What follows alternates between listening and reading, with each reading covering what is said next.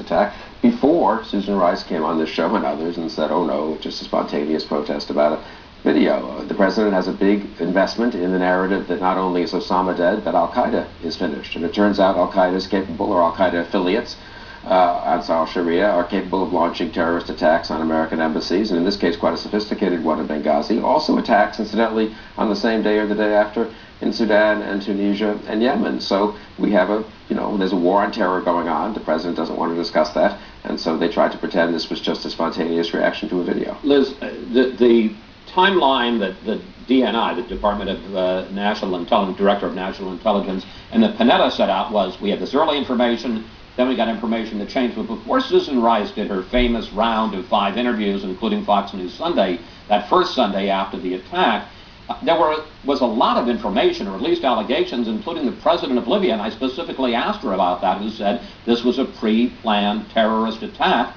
and yet they were insisting. She was insisting, no, it was spontaneous. Yeah, no, it was kind of amazing. I think I was on the panel that weekend, and we were all just surprised that she didn't leave a little more wiggle room. It would have been pretty easy for them to come out and say, we're investigating, we don't really know very much yet. I mean, she could have been a lot bigger. So how big a problem is this? And they've created a bigger problem because of the way they handled it. I mean, I think the danger for the Obama administration is not so much that voters are suddenly going to think, oh, he's weak on national security. I mean, he's got a big cushion in the polls right now in terms of how voters view his national security policy. But I think there's 2 dangers for him. One is the honesty issue, which the Romney campaign has really been hitting hard, and they've been trying to come at him in a lot of different directions on that. The idea that maybe, they were deliberately dishonest, or they went with something that they had reason to believe might not be true.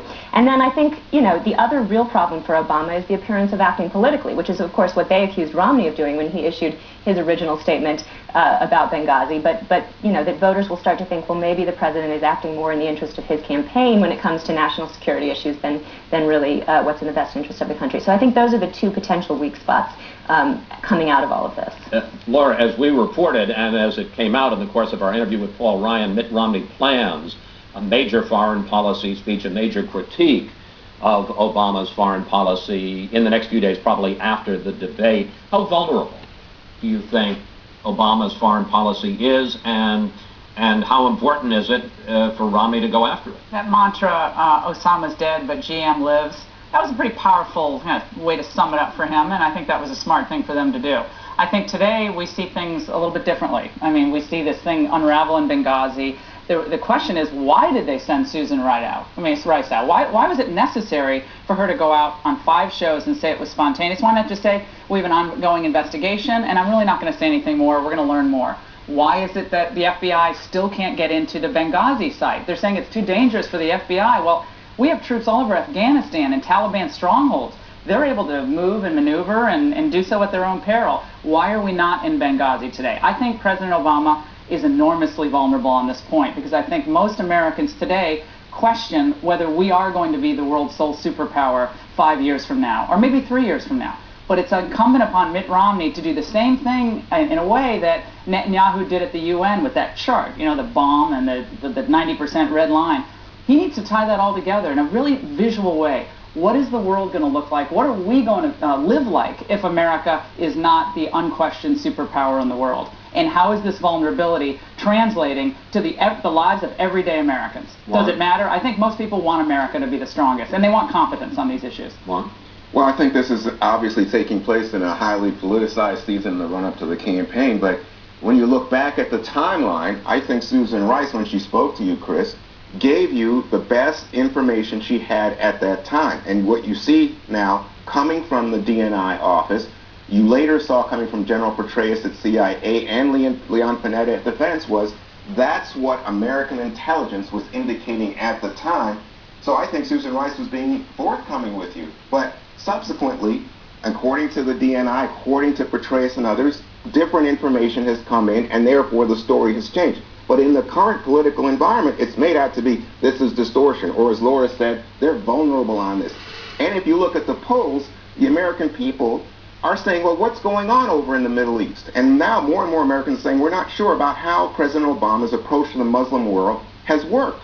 And I think that the Romney campaign therefore thinks we can gain some traction on Well, this there's a issue record, right? in the midst of their very There's a record around it. difficult and stalling campaign. I want to move to one last subject, and we have a couple of minutes left, Bill. Benjamin Netanyahu's speech to the UN, which, if nothing else, will always be remembered for the stagecraft of him with that crazy-looking little bomb. It looks like a cartoon bomb literally drawing the red line. But some experts read Netanyahu's speech as actually softening his approach to Obama. He said he appreciates the Obama administration's stance towards Iran. He seemed to be putting off any possible attack against Iran into next spring or summer. Is that the way you read his speech? Well, I think he's responsible. He's not going to go and insult the President of the United States, but I thought it was a very effective speech. I thought it was a classic example of how the media so often gets things wrong. The media narrative on that Wednesday afternoon, Thursday morning, oh, how silly of him, that cartoonish bomb. It was on the front page of every newspaper that I could find in the U.S. and a lot around the world. And his core, everyone had talked vaguely about red lines, and he explained very clearly why you cannot allow them to get beyond a certain point. You can't let them get to the, you got to stop them before they can just flip the switch and go to a nuclear weapon. So I thought it was a very effective speech. I think I agree with Laura. Mitt Romney should give an effective foreign policy speech that clearly explains, forget about the cover-up, talk about reality. What is happening around the world? What is happening in Afghanistan? What is happening in the Middle East as a result of our weakness? I think there's too much focus on the media, cover-up, who said what when. Talk about the reality of the effects of Obama's foreign policy. And talk about the fact that Netanyahu thanked President Obama for his speech, saying, you know what, there's a limit to our patience. But the president said we do believe there's time for negotiation, and even Netanyahu said he doesn't think anything's going to happen until next summer at the earliest. Well, part of that may also be he got some blowback for appearing to go too anti-Obama in managing that relationship. Thank you, panel. See you next week. Don't forget to check out Panel Plus, where our group picks right up with the discussion on our website, foxnewssunday.com, and we'll post the video before noon Eastern Time. And make sure to follow us on Twitter, @FoxNewsSunday. Up next, our Power Player of the Week.